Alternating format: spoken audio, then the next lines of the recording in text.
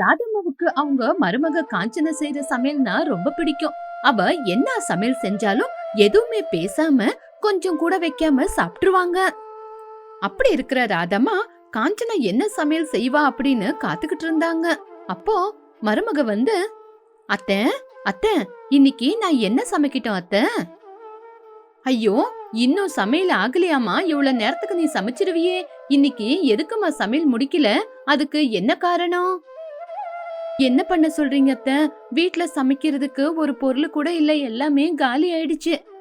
என்னம்மா சொல்ற? அவ்வளவு சீக்கிரம் அது எப்படி காலி ஆகும்?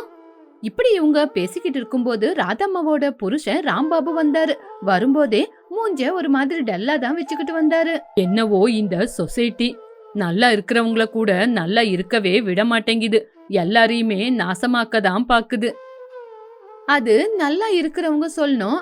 சரி சொல்லுங்க, என்ன பண்ணிச்சு இந்த சொசைட்டி உங்களை? என்கிட்டயும் ரகலை பண்றவங்க இருக்காங்க. ஒன்னு வீட்ல நீ, வெளிய அந்த சீனு, அவனும் வேலையை செய்ய மாட்டான், என்னையும் வேலை செய்ய விட மாட்டான். இத்தனைக்கும் நீங்க என்ன வேலை செய்யலான்னு இருக்கீங்க? அது ரொம்ப பெரிய வேலை, உனக்கு சொன்னா உனக்கு புரியாது. பரவாயில்ல சொல்லுங்க, நான் புரிஞ்சுக்கிறேன். கண்ண மூடிக்கிட்டு உக்காந்துக்கிட்டு மூச்சை இழுத்து விடணும், கொஞ்சம் கூட நகரக்கூடாது. இந்த பிரபஞ்சத்தையே உக்காந்து ஆட்டி படைக்கிற வேலை. அப்படி என்ன வேலைங்க அது? உன்ன மாதிரி ஜனங்க அந்த மாதிரி வேலைய செய்ய முடியாது. அந்த மாதிரி வேலை செய்யறவங்கள நீங்க எல்லாம் திட்டுவீங்க. அப்படியா? சொல்லுங்க, அது என்ன வேலைன்னு நானும் பாக்குறேன். அதுதாண்டி தூங்குறது. ராம்பாபு அப்படி சொன்ன உடனே ராதம்மாவுக்கு ரொம்ப கோவம் வந்துருச்சு. மருமக முன்னாடி திட்டக்கூடாது அப்படின்னு புருஷனை எதுவுமே சொல்லல. அப்பனுக்கு தப்பாம ஒரு புள்ள பிறந்திருக்கான். அவன் என்னடானா வீட்டு பொறுப்பையும் சரியா பாக்குறது இல்ல, அவன் பாட்டுல அவன் சுத்திக்கிட்டு இருக்கான். நீங்க என்னடானா அவன மாதிரியே செஞ்சுக்கிட்டு இருக்கீங்க. நீங்க 2 பேரும் சரியா இருக்கீங்கங்க. என்னடி இப்போ என்ன நடந்துச்சு சொல்லு. அம்மா காஞ்சனா, என்னம்மா நாய்க்கு வெறியேறி போய் வந்து கடிச்சப்போ அழுவாலே அப்படி அழுந்துகிட்டு இருக்கா? உங்க அத்தையோட விஷயம் என்னம்மா? சி, நீங்கெல்லாம் ஒரு மனுஷனா? பொண்டாட்டி அழுதுகிட்டு இருந்தா என்னடி விஷயம், எதுக்கு அழுவுறேன்னு விஷயத்தை கேட்கணும். அதை விட்டுட்டு பொண்டாட்டி அழுவுறானா பாத்துக்கிட்டு எதை சொல்றீங்க? மாமா, வீட்ல சமைக்கிறதுக்கு கூட ஒரு பொருள் இல்ல மாமா. அவரும் வீட்டுக்கு காசு கொடுத்து ரொம்ப நாளாயிடுச்சு. வீட்ல சமைக்கிற பொருள் இல்லாம சமையல் கூட செய்யாம ரொம்ப கஷ்டமா இருக்கு. இப்படி ராதம்மா ராம்பாபு எல்லாருமே பேசிக்கிட்டு இருக்கும்போது காஞ்சனாவோட பையனான ரங்கா வந்தான்.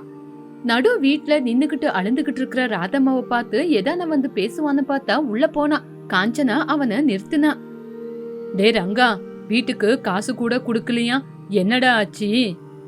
என்னப்பா, நீங்களே என்ன பார்த்து இப்படி கேட்கலாமா? அடிக்கிற இந்த மழைக்கு நம்ம போட்ட சோளமும் நாசமா போயிடுச்சு, ரொம்பவே பிரச்சனை ஆயிடுச்சு. நான் என்னப்பா பண்றது? அது என்னங்க அப்படி சொல்றீங்க? மழை காலத்துல தானங்க மக்கா சோளத்தை எல்லாருமே அதிகமா சாப்பிடுவாங்க.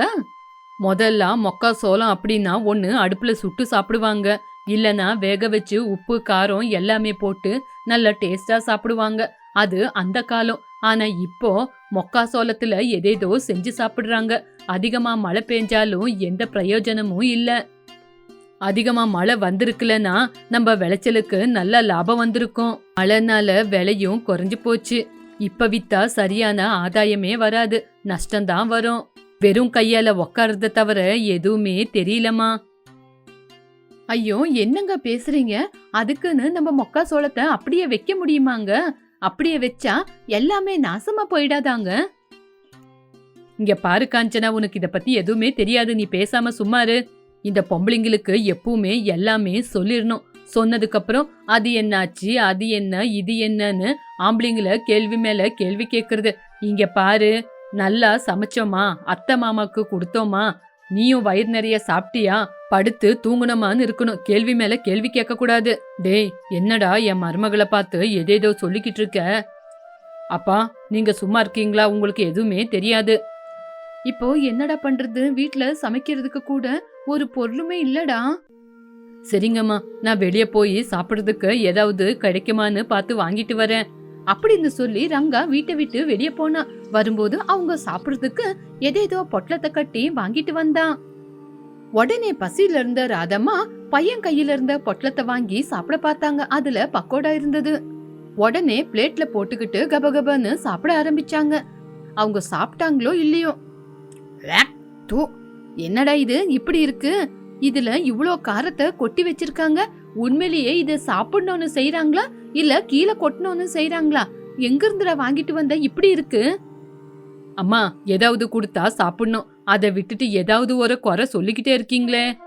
சரிடா எப்பா, சாப்பிடுறேன்டா சாப்பிடுறேன். இப்படி ராதம்மா காரமா இருந்தாலும் பரவாயில்லன்னு சாப்பிட ஆரம்பிச்சாங்க. ராம்பாபு கூட அந்த பொட்டலத்துல இருக்கிறத சாப்பிட்டாரு.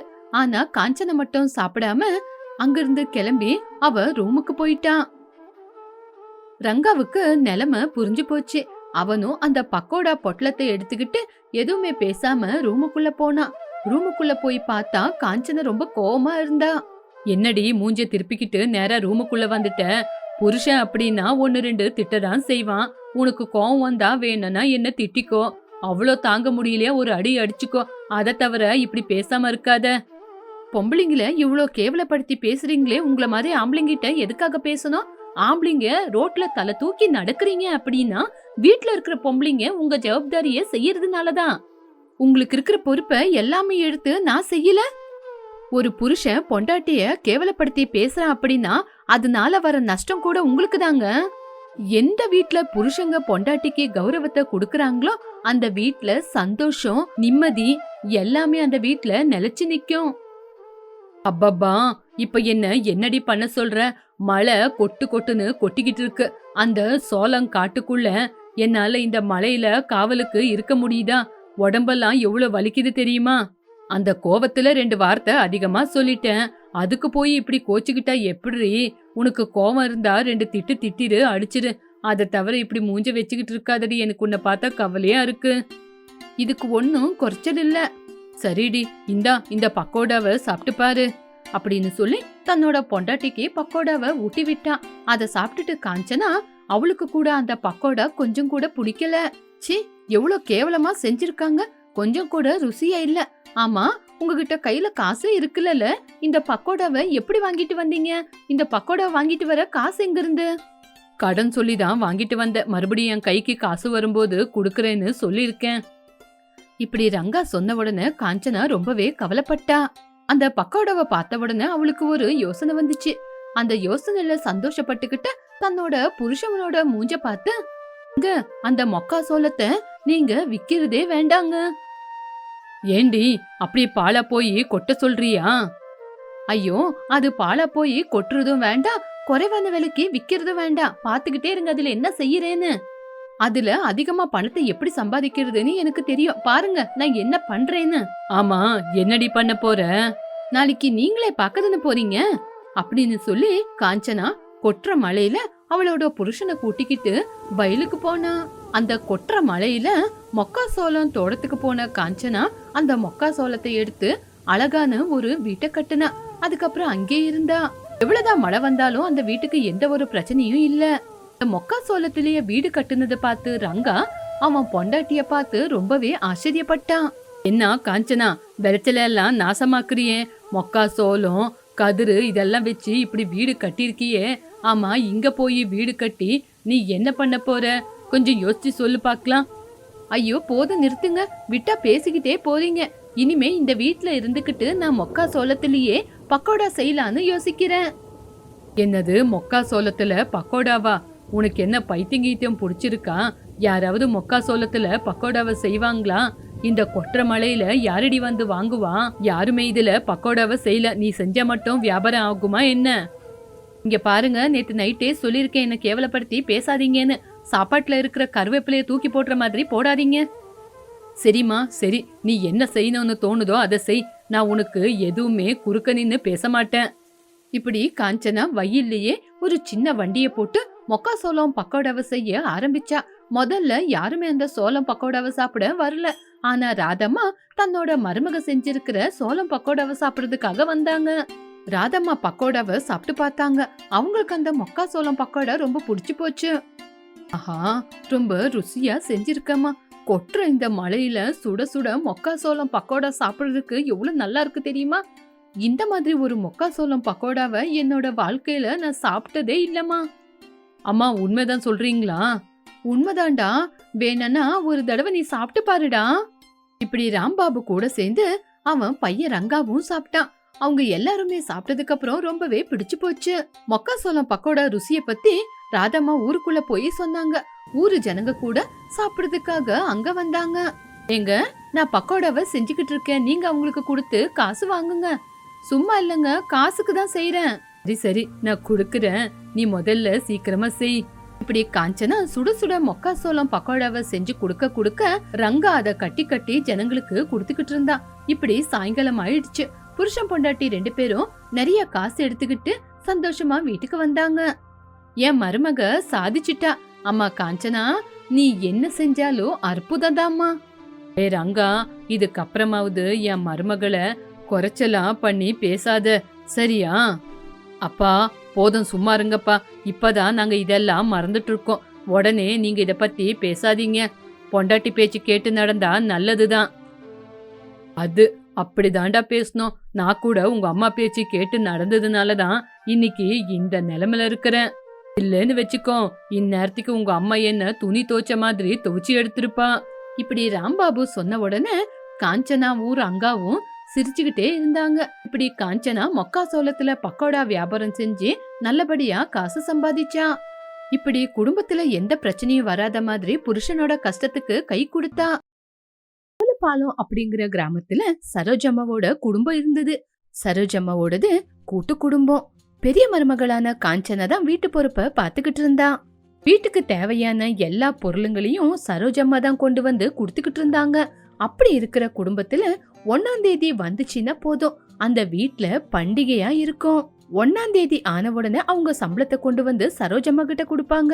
இப்படி இருக்கும்போது ஒரு நாள், எல்லாரும் வந்துட்டீங்களா? சரி ஆரம்பிக்கலாமா?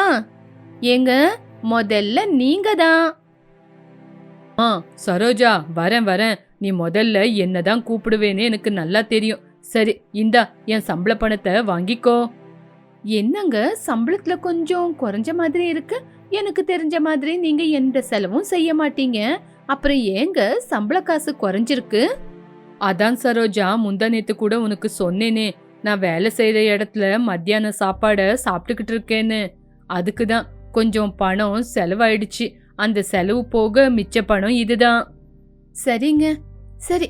இப்போ நம்ம பெரியவனே ரவி உன் சம்பள காசு கொடுப்பான். இந்தாங்கம்மா, நான் கூட மத்தியான நேரத்துல என் ஃப்ரெண்ட்ஸ் கூட சேர்ந்து சாப்பிடுறேன். அதுக்கப்புறம் சாயங்காலத்துல டீ திண்டின்னு சாப்பிடுறேன். அது போக மிச்ச பணம் எடுத்துக்கங்கம்மா. என்னங்க நீங்க, நான் காலையிலேயே எந்திரிச்சு உங்களுக்கு அவசரமா டிஃபனு, மத்தியானத்துக்கு லஞ்ச் எல்லாம் செஞ்சு கொடுக்கறேன்னு தானே சொல்றேன். நீங்க தான் ஒத்துக்கிறது இல்ல. பாருங்க, இதனால எவ்வளோ பணம் இப்போ செலவாயிடுச்சு. நான் கொடுக்கற சாப்பாட கொண்டு போயிருந்தா காசு மிச்சமாயிருக்கும். எனக்கும் ஒரு புடவை வாங்கிட்டு வந்திருக்கலாம்ல. அப்பப்பா, அம்மா முன்னாடி என்னடி நீ இதெல்லாம் வெளியே பேசணுமா? நம்ம ரூமுக்குள்ள பேசலாம்ல. டே ரவி, என்னடா என் மருமகளை ஏன் முன்னாடியே மிரட்டுற? அவ சொல்றது என்ன தப்பா? உண்மைதானே? அப்படி செஞ்சிருந்தா கொஞ்சம் காசு மிச்சமா இருந்திருக்கோம்ல. ஐயோ அம்மா, இப்ப எனக்கு பேசுறதுக்கு நேரம் இல்ல.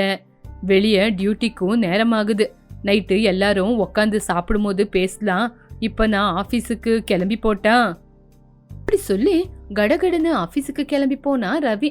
ரவி போனதுக்கு அப்புறம் சின்ன மருமகளான ரம்யா காசை கொண்டு வந்து மாமியார் கையில கொடுத்தா. அவளும் வந்து மத்தியான சாப்பாட்டுக்கு காசு செலவாயிடுச்சுன்னு சொன்னா. அந்த வார்த்தையை கேட்ட உடனே சரோஜாக்கு கோவம் வந்துச்சு. அம்மா காஞ்சனா, இந்த காசு எவ்வளவு இருக்குன்னு கணக்கு போடுமா, கொண்டு போய் பேங்க்ல போட்டுடலாம். இந்த காசு மட்டும் கையில இருந்துச்சுன்னா அடிக்கடி செலவு வந்துகிட்டு இருக்கும். பேங்க்ல போட்டா சேஃப்டியா நிம்மதியா இருக்கும். சரிங்கத்த, எல்லாமே கணக்கு போட்டு பேங்க்ல போட்டு வைக்கிறேன். சரின்னு சொல்லி காஞ்சனாவும் காசை எடுத்துக்கிட்டு பேங்க்குன்னு கிளம்பி போனா. ஆனா வழியில ரவி பானிபூரி சாப்பிட்டுக்கிட்டு இருக்கிறத அவ கவனிச்சா. கோவம் வந்து உடனே புருஷன்கிட்ட கேட்கணும் அப்படின்னு அவன் இருக்கிற இடத்துக்கே போனா காஞ்சனா. என்னங்க நீங்க, இந்த மாதிரி வழியில எல்லாம் கிடைச்சது சாப்பிடாதீங்கன்னு உங்களுக்கு எத்தனை தடவை சொல்லியிருக்கேன். இதனால உடம்புக்கும் பாலு, காசும் செலவுங்க. ஆமா, எதுக்காக நடு ரோட்ல நின்னுக்கிட்டு கத்திக்கிட்டு இருக்க? நான் எப்பவுமே இதே மாதிரி தான் பானிபூரி சாப்பிட வருவேன். உனக்கும் வேணுமா சொல்லு, உனக்கும் வாங்கி தரேன். அதெல்லாம் தேவையில்ல, நான் பேங்க்குக்கு தான் வந்தேன். சரி சரி, காலையில சீக்கிரமா வந்துட்டேனா ரொம்ப பசி எடுத்துச்சு, அதனாலதான் வழியில கடிக்கிறதே சாப்பிட்டுக்கலான்னு சாப்பிட்டுக்கிட்டு இருக்கேன். இதுக்காகங்க இப்படி நீங்க வழியில கடிச்சு சாப்பிடுறீங்க? வேணும்னு சொல்லிருந்தா நானே வீட்டுல செஞ்சு கொடுத்துருப்பேன்ல. நீ எனக்கு செஞ்சு கொடுக்காங்கட்டியும் விடிஞ்சு போயிடும். அதுக்கப்புறம் சீக்கிரமா சாப்பிட்டு என்னால ஆபீஸுக்கு போக முடியுமா? போக முடியாது தானே. அதனாலதான் இப்படி ரோட்ல நின்னு சாப்பிட்டுக்கிட்டு இருக்கேன். சரி, நீ வீட்டுக்கு கிளம்பு. இந்த விஷயத்த போய் எங்கேயாவது அம்மா கிட்ட சொல்ல போற. அம்மா கிட்ட சொன்னா அவங்க வேற தாண்டம் ஆடுவாங்க. இது கொன்னு உங்களுக்கு குறைச்சல் இல்லைங்க அப்படின்னு சொல்லி காஞ்சனா அங்கிருந்து கிளம்பி வீட்டுக்கு போனா. இப்படி காஞ்சனா பேங்க்ல வேலையை முடிச்சிட்டு வீட்டுக்கு கிளம்பி வந்தா. வீட்டுக்கு வரும்போது ரம்யாவும் அவளோட மச்சனனும் உக்காந்துகிட்டு எதேதோ சாப்பிட்டுக்கிட்டு இருந்தாங்க. உடனே ரம்யா அவங்கள பார்த்து ஷாக் ஆயினா. அட ரம்யா, இதெல்லாம் என்னது? இதெல்லாம் எங்கிருந்து? நீ இத நான் தான் வாங்கிட்டு வந்தேன். இது ரொம்ப டேஸ்டா இருக்கும். உங்களுக்கும் எடுத்து வச்சிருக்கேன், வந்து சாப்பிடுங்க. இதுக்கு நிறைய காசு செலவாயிருக்கும்ல. இப்போ சாப்பிட்டா என்ன தப்பு? சாப்பிடணும்னு தோணிச்சு, அதனால வாங்கிட்டு வந்து சாப்பிட்டுக்கிட்டு இருக்கோம். ஐயோ, என்ன தப்பா நினைக்காதீங்க. இந்த மாதிரி பொருளுங்களெல்லாம் வாங்கிட்டு வந்து சாப்பிட்டா சும்மா கையில இருக்கிற காசு தான் செலவாகும். அதுக்கு பதிலா அந்த காசை சேர்த்து வச்சீங்கன்னா நாளைக்கு ஏதாவது ஒரு உதவியாகும்ல. ஆமா ஆமா, நீங்க வீட்ல இருக்கிறவங்க, நாங்க வெளிய போய் சம்பாதிக்கிறவங்க. வெளியே எங்களோட கஷ்டம் உங்களுக்கு என்ன தெரியும்? எல்லாரும் சாப்பிடும்போது நாங்க என்ன பாத்துக்கிட்டு சும்மா இருக்க முடியுமா? எங்களுக்கு ஏதாவது சாப்பிடணும்னு தோணுச்சுன்னா நாங்க கண்டிப்பா சாப்பிடுவோம். அதுக்காக காசு செலவு பண்றதுல எங்களுக்கு எந்த பிரச்சனையும் இல்ல. அது இல்ல ரம்யா, நான் உனக்கு என்ன சொல்ல வரேனா, இங்க பாருங்க அக்கா, எதுவுமே சொல்லாதீங்க. அத்தை வீட்ல இல்ல, அவங்க வர்றதுக்குள்ள நாங்க சாப்பிட்டுறணும் அப்படின்னு தான் சீக்கிரமா சாப்பிட்டுக்கிட்டு இருக்கோம். நீங்க எதுவுமே பேசாதீங்க, நாங்க முதல்ல சாப்பிட்டு முடிக்கிறோம். இப்படி ரம்யாவும் அவளோட மச்சனனும் கையில இருக்கிறத சீக்கிரமா அத்தை வராங்கட்டியோ சாப்பிடணும்னு சாப்பிட்டுக்கிட்டு இருந்தாங்க. ரம்யா அதை பார்த்து கவலைப்பட்டுக்கிட்டே அவளோட ரூமுக்கு போயிட்டா. அன்னைக்கு நைட்டு சரோஜம்மா வெளியே உக்காந்து இருந்தாங்க. மாமியாருக்காக பாலை எடுத்துக்கிட்டு போன காஞ்சனா அத்தை அந்த பாலை வாங்கிக்கிட்டு, அம்மா காஞ்சனா, இந்த குடும்பத்தை பத்தி, இந்த குடும்பத்து ஜனங்களை பத்தி கவலைப்பட்டுக்கிட்டு இருக்கிறது இந்த வீட்ல என் கூட சேர்ந்து நீ மட்டும்தான். மத்தவங்க யாரும் கவலைப்பட மாட்டாங்க. அத்தை, ஏன் அப்படி சொல்லிக்கிட்டு இருக்கீங்க? என்ன ஆச்சு? எனக்கு இந்த வீட்ல யார் யாரு என்னென்ன பண்றாங்கன்னு எல்லாம் நல்லா தெரியுமா. யாருமே சரியா சம்பள காசை கொண்டு வந்து கொடுக்கவே மாட்டேங்கிறாங்க. அவங்க இஷ்டப்படி வெளியே என்னென்ன கிடைக்குதோ அது எல்லாமே சாப்பிடுறாங்க. நான் ஏதாவது கேட்டேன்னு வச்சுக்கோ, உடனே இந்த வீட்டை விட்டு போயிடுவாங்க. அதான் கவலையா இருக்கு. அத்தை, நீங்க எதையும் யோசிச்சு கவலைப்படாதீங்க அத்தை. இப்படி காஞ்சனா சரோஜம்மா பேசிக்கிட்டு இருக்கும்போது பெரிய பையனான ரவி அவங்க அப்பாவை கூட்டிக்கிட்டு வீட்டுக்கு வந்தான். அவங்க அப்பாவை பார்த்த உடனே சரோஜம்மா, ஏங்க என்னங்க ஆச்சு? டேய், உங்க அப்பாவுக்கு என்னடா ஆச்சு? சின்ன பிரச்சனை தான் சரோஜா, மருந்து எடுத்திருக்கேன், டாக்டர் கிட்ட போயிருக்கேன், எல்லாமே சரியாயிடும், நீ கவலைப்படாத. அம்மா, டாக்டர் அப்பாவை சமோசா திங்கிறத குறைக்க சொன்னாங்கம்மா. சமோசாவா? அது எங்கட நம்ம வீட்ல செய்யறோம்? அம்மா, அப்பா வெளியில சமோசாவை சாப்பிட்டுக்கிட்டு இருக்காங்க. இதனால அப்பாவுக்கு கேஸ்ட்ரிக் ப்ராப்ளம் அதிகமாயிருக்கு. அப்பா இப்படியே பண்ணிட்டு இருந்தாங்கன்னா முன்னாடி வர நாள்ல அப்பாவுக்கு உடம்புக்கு இன்னும் பிரச்சனை அதிகமாகும்னு டாக்டர் சொல்லிருக்காங்கம்மா. ஐயோ கடவுளே, என் பேச்சு நீங்க யாராவது கேக்குறீங்களா? இப்ப பாத்தீங்களா எவ்வளவு பெரிய பிரச்சனை வந்திருக்குன்னு? அம்மா ரம்யா, இதுக்கப்புறம் இவங்கள நீதாமா பத்திரமா பாத்துக்கணும். யாருமே என் பேச்ச கேட்கவே மாட்டேங்கிறாங்க. அத்தை, இத பத்தி நான் பாத்துக்கிறேன் அத்தை, நீங்க கவலைப்படாதீங்க. நீங்க போய் ஓய்வு எடுத்துக்குங்க. இப்படி ரவியும் காஞ்சனாவும் அத்தை மாமா 2 பேரும் பேசிக்கிட்டோன்னு அவங்கள அங்கே விட்டுட்டு ரூமுக்கு வந்தாங்க. அதுக்கப்புறம் காஞ்சனா இந்த குடும்பத்தோட நல்லதுக்கு ஏதாவது செஞ்சு ஆகணும் அப்படின்னு யோசிக்க ஆரம்பிச்சா. காஞ்சனாவுக்கு ஒரு நல்ல யோசனை வந்தது. மறுநாள் காலையில காஞ்சனா எல்லாரையும் கூப்பிட்டு ஏதோ பேச ஆரம்பிச்சா. இங்க பாருங்க, இனிமே யாருமே வெளியே சாப்பிடாதீங்க. உங்க எல்லாரோட உடம்பும் நல்லா இருக்கணும்ல, உங்களுக்காக நானே நல்ல டேஸ்டான சமையல செஞ்சு கொடுக்கறேன். அதுக்கப்புறம் நீங்க யாருமே வெளியே சாப்பிட மாட்டீங்கல்ல. இப்படி வீட்டு சாப்பாடு சாப்பிடுறதுனால யாருக்குமே உடம்புக்கு முடியாம போகாது. அதனால காசு கூட செலவாகாது. ஆஹா, ரொம்ப நல்லா சொன்னேமா. இந்த குடும்பத்துக்காக நல்ல முடிவை தான் எடுத்திருக்க நீ. ஆனா நீங்க சொல்ற மாதிரி எல்லாம் செய்ய முடியாது. ஏன்னா நாங்க டியூட்டிக்கு காலையில 5 மணிக்கே எந்திரிச்சு கிளம்புறோம்.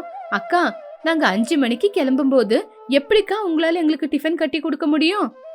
என்ன காஞ்சனா, உனக்கு என்ன பைத்தியம் பிடிச்சிருக்கா? நீ என்ன பேசுறேன்னு யோசிச்சுதான் பேசுறியா? என்னங்கம்மா, அவ தான் புத்தி இல்லாம பேசுறானா உங்களுக்கும் யோசிக்க மாட்டீங்களா? நீங்களும் அவள மாதிரியே பேசுறீங்க. நீங்க யாருமே கவலைப்படாதீங்க. உங்களுக்கு என்ன இப்போ? உங்களுக்கு காலையில 5 மணிக்கு டிஃபன் ரெடியா இருக்கணும், அவ்வளவுதானே? உங்க எல்லாருக்கும் டிஃபனை நான் ரெடி பண்ணி கொடுக்கறேன். அப்படி நான் எங்கேயாவது செஞ்சு கொடுக்கலன்னா உங்க இஷ்ட பிரகாரம் செய்யுங்க. சரி, அப்படின்னா பாக்கலாம். இப்படி மறுநாள்ல இருந்தே காஞ்சனா காலையில 5 மணிக்கு எல்லாருக்கும் டிஃபன் ரெடி ஆகுற மாதிரி செஞ்சா.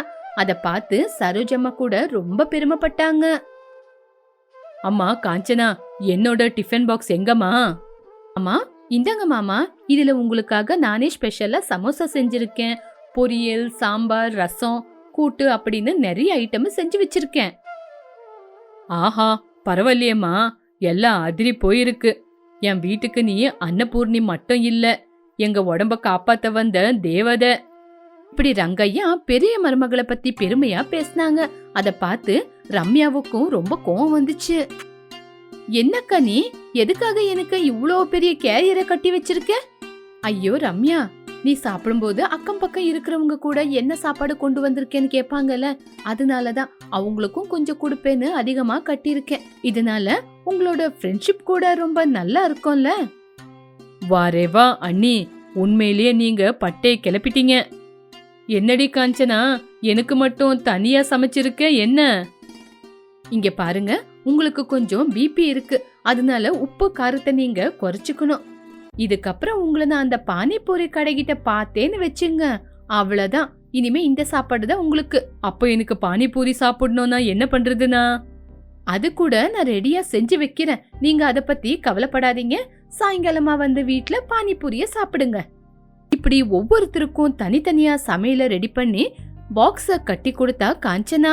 மருமகளை பார்த்து சரோஜம்மா ரொம்ப பெருமைப்பட்டாங்க. அம்மா காஞ்சனா, நீ ரொம்ப புத்திசாலிமா. அந்த பக்கம் அவங்க ஆசைப்பட்டதும் சாப்பிடணும், அவங்களோட ஆரோக்கியமும் நல்லா இருக்கணும். அதுக்காக தனித்தனியா சமையல செஞ்சு காலையிலேயே கட்டி கொடுத்துருக்க. அத்தை, இதுக்கப்புறம் ஒவ்வொரு மாசமும் அவங்க சம்பாதிச்சு காசு கொண்டு வந்து கொடுக்கும்போது அதுல எந்த குறைவும் இருக்காதத்த. இனிமே நீங்க கவலைப்படாதீங்க. அவங்க எல்லாருக்கும் ஆரோக்கியமான சமையல செஞ்சு கொடுக்க நான் ரெடியா இருக்கேன், நீங்க கவலைப்படாம இருங்க. இப்படி காஞ்சனா ஒவ்வொரு நாளும் காலையில சீக்கிரமா எந்திரிச்சு எல்லாரும் 5 மணிக்கு வேலைக்கு கிளம்புறதுக்கு முன்னாடி விதவிதமா சமையல சமைச்சு பாக்ஸ கட்டி கொடுத்துக்கிட்டு இருந்தா. அவங்களோட ஆரோக்கியத்தையும் காப்பாத்துனா. தன்னோட மருமக செய்யற வேலைய பார்த்து சரோஜம்மா ரொம்ப பெருமைப்பட்டாங்க.